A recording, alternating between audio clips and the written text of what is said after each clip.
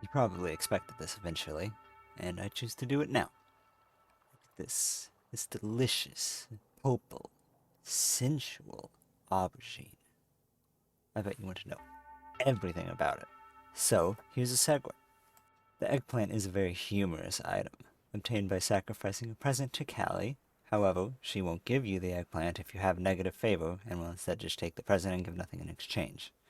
The eggplant itself is extremely fragile, and for all intents and purposes, should be treated as if it were a skull. If it hits a wall, an enemy, gets whipped, etc., it breaks. This tends to be a problem because you'll likely have to carry it either directly or via hired hand all the way to Olmec, where you can then give it to Wadlow and have him take it to when you'll actually need it. You could carry it through World 4, however, if you don't plan on Chelan skipping, or at least Excalibur skipping, you'll have to have many hired hands to carry all of the things to get the tablet. Once you make it to the ice caves, you can then use your eggplant, either from Wadlow or not, on a purple altar on the top half of the level.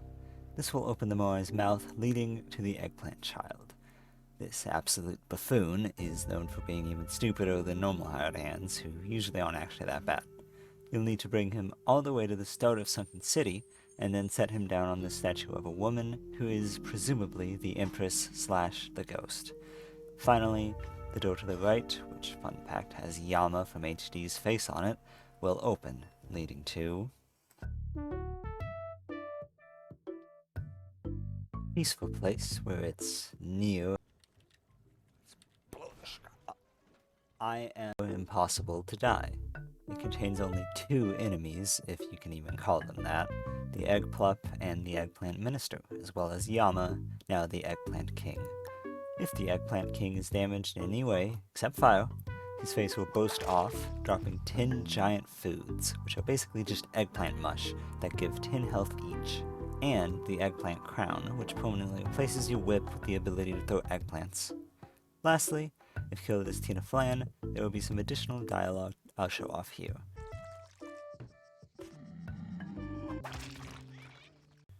This dialogue references how the first person to perform a solo eggplant run in HD won whilst playing as Tina. It also contains a gravestone reading, "Here lies the Empress, may she finally find peace." Of note is that the tile directly beneath it will always have a diamond within it. Suspicious, and even more odd is that the ghost will never spawn here. What could it mean? And lastly, there is a secret and variation on it that can be seen by using the camera to take a picture of the grave, which I'll show you now.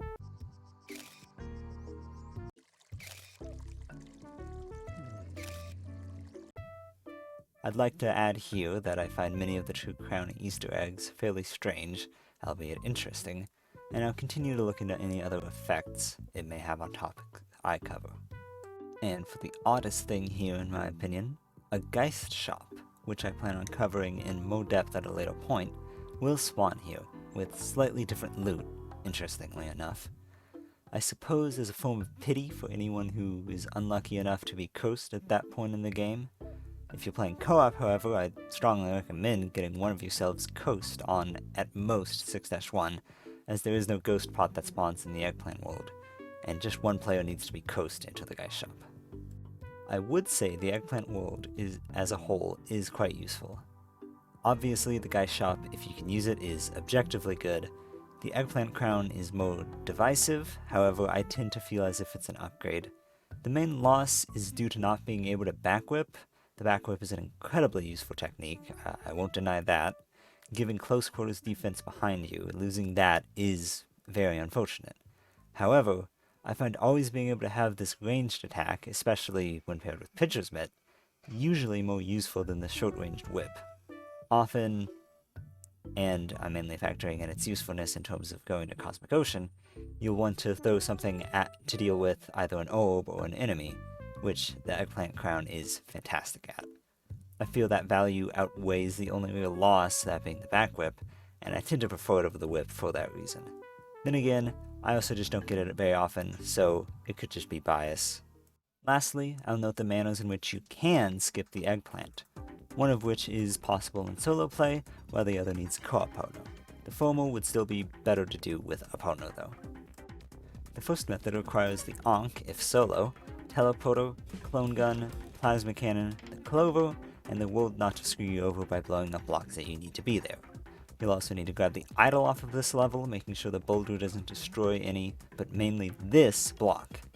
Set the idol down roughly here, it doesn't have to be perfect, then place your plasma cannon, likely you'll have to get it from the mothership, so no use skips, directly right of it.